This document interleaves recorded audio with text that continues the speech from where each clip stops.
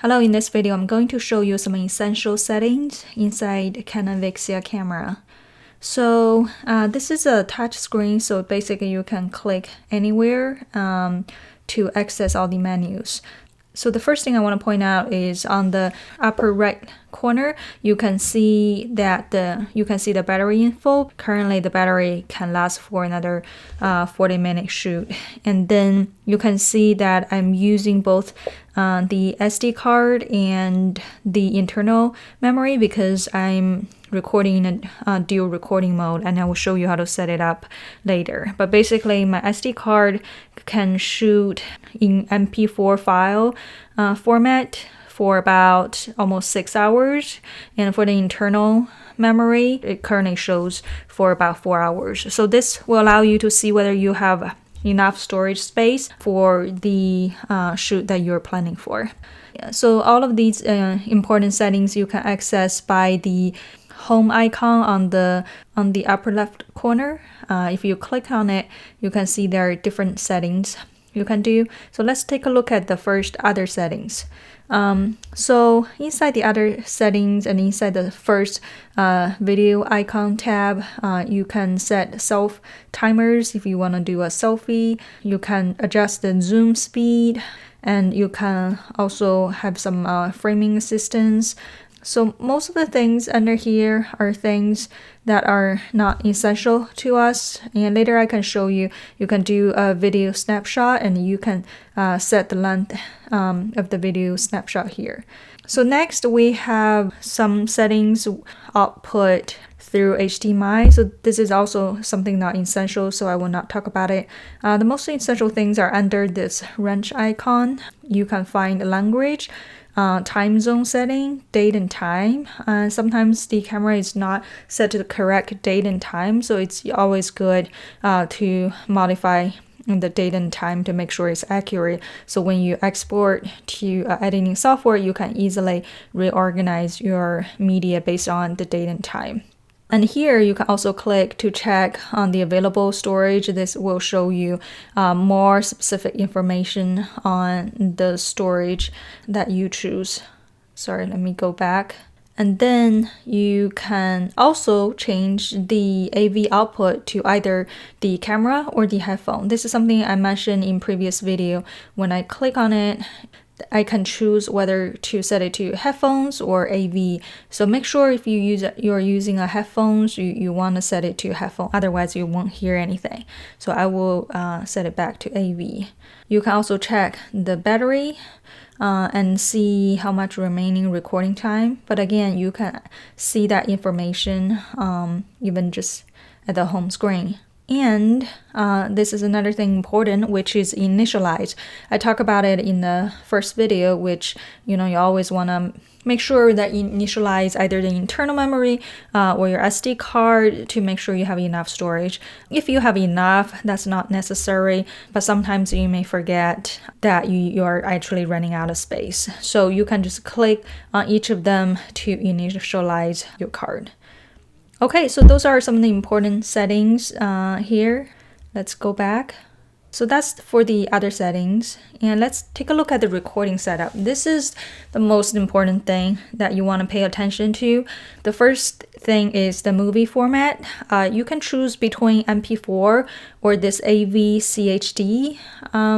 This one allows you to shoot, continuously, and when you export, you have to export through editing software. The good thing about this format is, for example, if you're shooting a long video, like something more than an hour long, it will make sure that when you export to your editing software, it will become a continuous file. However, when you're shooting MP4, what often it does is it might chop a longer video into smaller MP4 files, and you have to do some stitching yourself to put all these back into one original shot. So this may take a little bit more editing. However, if you're not planning on shooting very long video, then MP4 can be a very easy way to transport your media, and you can always play back with most of the popular media players. So MP4 is also a great choice when recording. And then in terms of video quality, basically what you need to know is the higher number, basically the higher quality. However, you can click on this info, you can see that all of these record in 1080p, so basically the full HD mode. However, for 4 megabits per second, you actually lose your resolution to 720p. So that's something you want to keep in mind. And usually we just set it to 24. That's useful for most of the cases. And the 35 one is definitely the highest quality. However, when you're shooting in this mode, you will lose some other features like the dual recording, and some of the decoration or filters are also not available. So that's why we usually recommend to shoot at 24. That's fairly good quality. And then when you're recording, you can choose where you want to record your media to. You can change it to your memory card or your SD card. But if you're shooting in dual recording mode, then you can save footage in both the memory card and SD card. So this is another thing you want to set it. And here's the dual or relay recording. So when you turn it off, then what it does is if you choose to record into SD card, then it will just record to SD card. If you set it to internal memory, then it will just record to internal memory. However, if you turn on this dual recording, what it does is it will save additional MP4 format file into your SD card. So I actually like this for several reasons. One is that you can have a backup in the internal memory and SD card, depending on which one is your main usage. And then, and also SD card is easier to transport your media. So you can easily just take it out, and MP4 format is something you can easily play on your computer and just double check if the footage looks good. You can also import it into any editing software. But please be aware that the duplicate MP4 movie file is only shot at 4 megabyte per second, and the resolution is only 720p, so it's not 1080 HD. For example, if you designate the SD card as the assigned memory location, then the file saved to the SD card will be 1080p, and then the file saved to your internal memory will be 720p. And then another way to do it is relay recording. That's when you want to record something really long and the internal memory and the SD card won't be enough. So what it does is it will start off from your main memory storage, and if you set it to internal memory, then it will start recording in the internal memory, and when it runs out, it will start recording in the SD card. So just to make sure that it will take advantage of both of the cards, but only when one runs out, the other will be in place. So that's the recording setup. And then let's see, the next one is shooting mode. So there are several shooting modes to help you in different situations. However, I just recommend using auto for most of the situations because it will automatically adjust the focus, the brightness. So basically easy for you, so you don't have to do much on yourself. And also the kind of camera that really configured for manual mode. And if you want to do that, you should use C100 or C200. Those are designed for shooting with manual mode. However, this camera does allow you to do some menu configuration when you choose the program mode. When you choose the program mode, it will allow you to adjust focus, brightness, and some other settings, and I will show you in a bit. So let's change it back to the auto mode for now. And then the next setting is main functioning. So this is something you can also access via the main screen, but these are some of the things that you can do. The first one is a video snapshot. So what video snapshot does is if I click on, you will see this blue bar. It will take a 4-second video depending on how long you set it to be. Okay, so I put it in the on mode, and if I hit the record button, you see that the progress bar it start to record a video. So this is a quick way to grab a video that you know what the length should be. So I have to turn this off to use some of the other settings. So I will turn it off for now, and let's go back. And then next thing, you have this audio. Basically, you can change different audio settings for different environments. Usually we'll just do it in the standard setting for most situations. Again, this is like an auto setting and recommended for most of the situation. However, there are other ones that you can experiment with. So that's the auto setting. And then let's take a look at some other ones. And you can do decoration as well. Basically, you can draw something here if you want to write directly on the screen. And there are other effects you can do directly on the screen. However, these are things you can do in post. So I don't recommend doing it in your camera. So even though it exists, I don't think it's very helpful. And then let's see, you can also do slow or fast motion. Depending on the speed that you need, you can adjust it. And then you can do faders. These more like transitions between videos. This, again, you can do it in editing software, so I don't recommend doing it here. And then pre-record is something that sometimes you might miss a shot. And so pre-recording allows you to record like a 3 seconds video even before you start recording. This depends on the situation you're in. Most cases, you probably don't need it.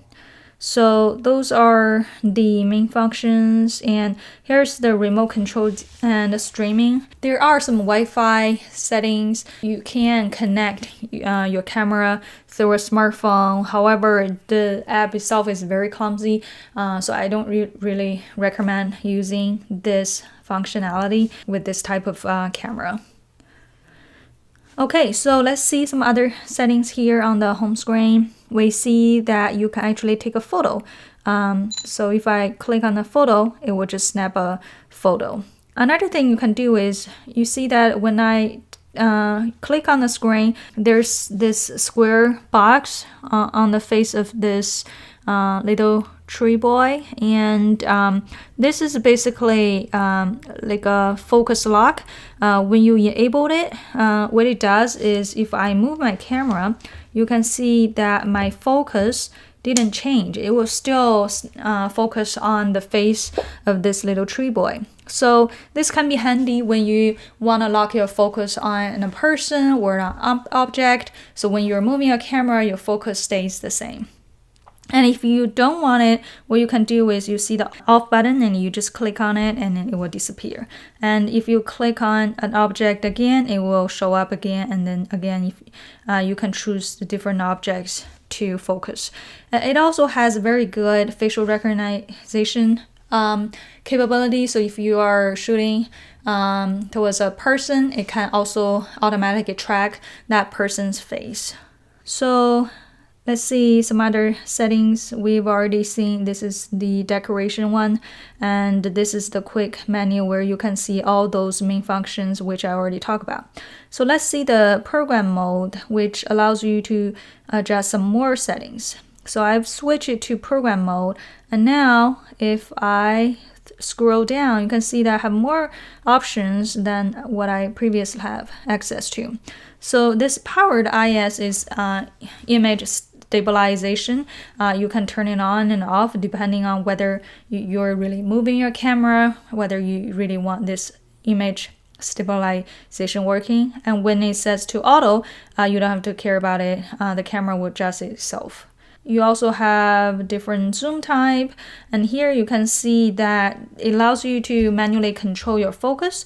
So let's say that I want to focus here, and then I can just tab where I want to focus, and then it will even give you focus assistance. So this is something you can adjust on your own. And then I can also adjust the exposure. So let's say if I click on the exposure icon, I can make it more exposed, basically making it brighter, or I can make it darker, depending on the kind of mood or the situation that I'm in. Let's change it back a little bit.